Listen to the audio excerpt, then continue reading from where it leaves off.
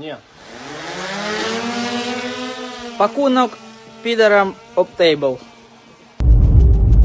Para tentara Ukraina sempat menunjukkan cara meluncurkan drone yang telah diberi ranjau dan granat. Dalam rekaman tersebut, peluncuran drone dilakukan oleh beberapa prajurit. Ada yang bertugas memegang sebelum melepas drone untuk terbang, lalu ada pula yang mengontrol dengan menggunakan handphone. Peluncur drone tersebut dilengkapi granat fragmentasi untuk menyerang musuh. Sebelumnya, daya ledak angkatan bersenjata Ukraina diejek Rusia karena tak begitu kuat, bahkan meleset dari target. Mereka menganggap ledakan tersebut tak sebanding dengan bom yang dimiliki Ukraina.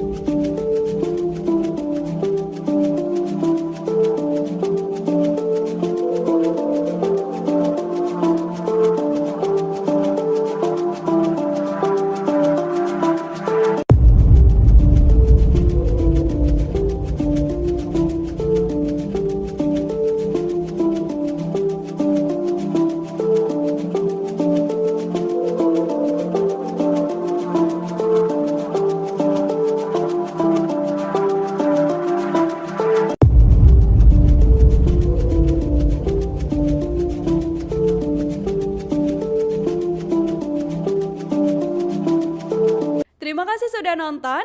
Jangan lupa like, subscribe, dan share ya.